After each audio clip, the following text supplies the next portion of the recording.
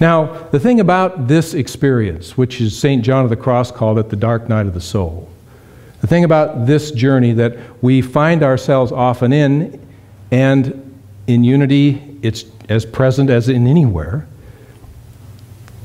the thing about it is that we don't have to go looking for it. We don't have to flagellate ourselves or deprive ourselves of food or whatever it is that spiritual leaders and teachers and followers did in the Middle Ages when they would do things to themselves to create pain and suffering so that they might experience the presence of God in their life. You know, Jesus was not one to hold back about that.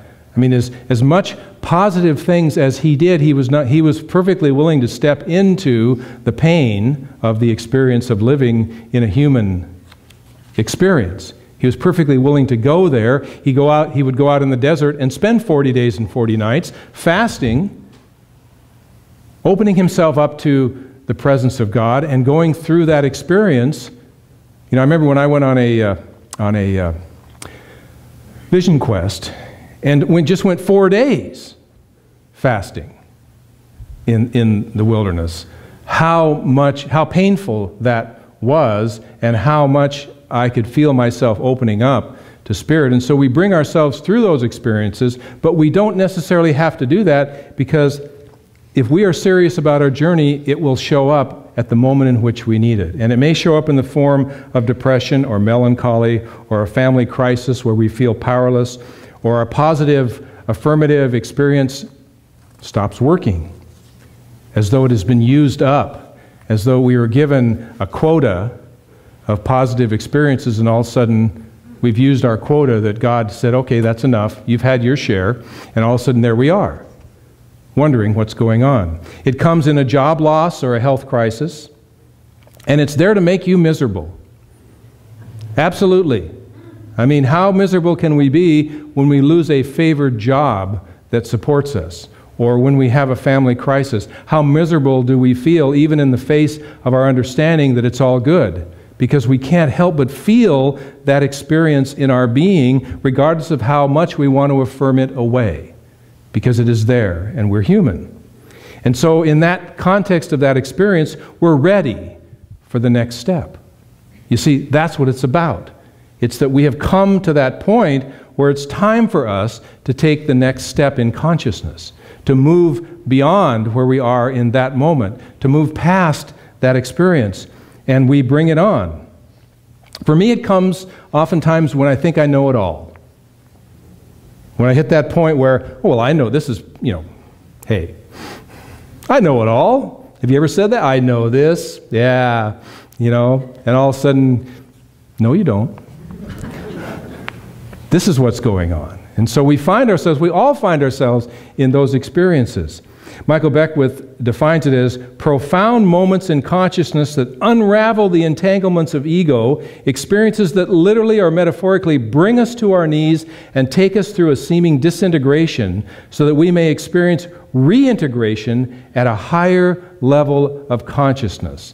It's the universal chaos theory that when life goes into chaos, it reorganizes itself at a higher level.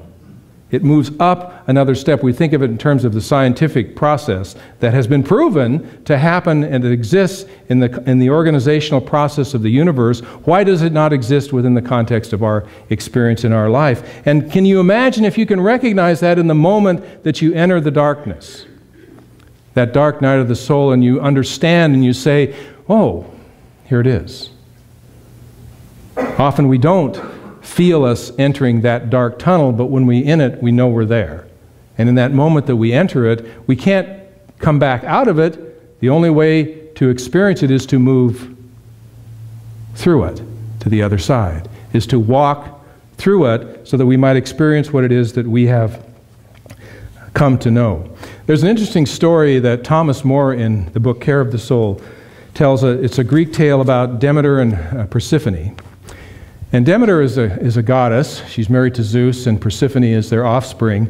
And Persephone is in her teenage years, this young, beautiful child, and she's out in the field, and she's picking these beautiful flowers. And all roses and irises and daffodils and tulips and all the flowers that she's picking in the field. And she sees a flower called narcissi. And it's a 100-headed flower that puts out an incredible perfume. And so she reaches to pick this flower, and all of a sudden the earth opens up. And Hades comes out of the earth in his chariot, a gold chariot, and captures her, grabs her, and takes her in his chariot and takes her to the underworld. Well, her mother, Demeter, hears her cries and her screams, and she runs, and her daughter is gone into the underworld. And what does she do? Demeter heard her daughter's grieving, and a sharp pain seized her heart. Immediately throwing off her headdress and abstaining from divine food and drink, she went off in search of her daughter. And that's what we do, is we go off in search of what it is that we need to find. And how often, when we are reaching for the beauty in our life experience, are we captured, pulled into the darkness?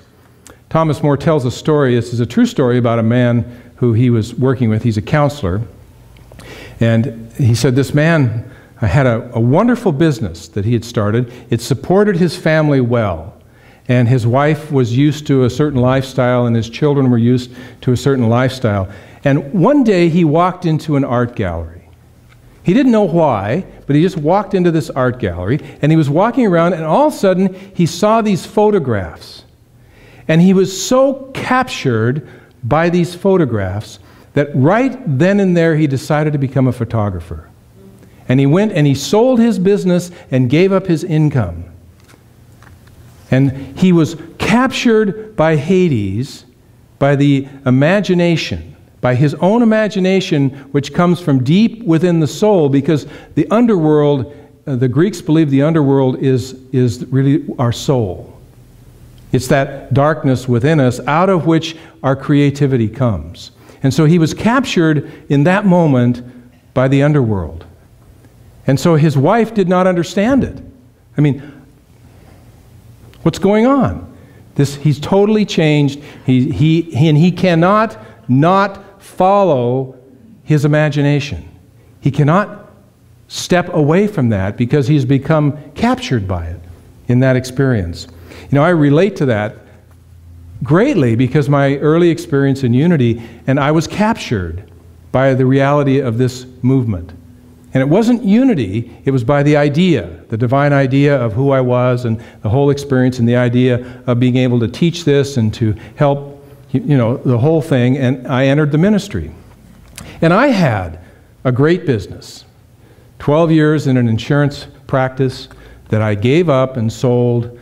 It was very successful, and packed up the family, and away we went. And I remember my mother telling me the day that in June of 1982 that they were sitting on the front porch of their lake home, and they watched the moving truck that I was driving rumble across the Blue Creek Bay Bridge as I headed off to ministerial school with 2 dogs, 2 cats, 2 kids, and all of our possessions. And she said she bawled. She sat there and bawled. Because for her, I had been captured by the underworld. And there's nothing that she could do.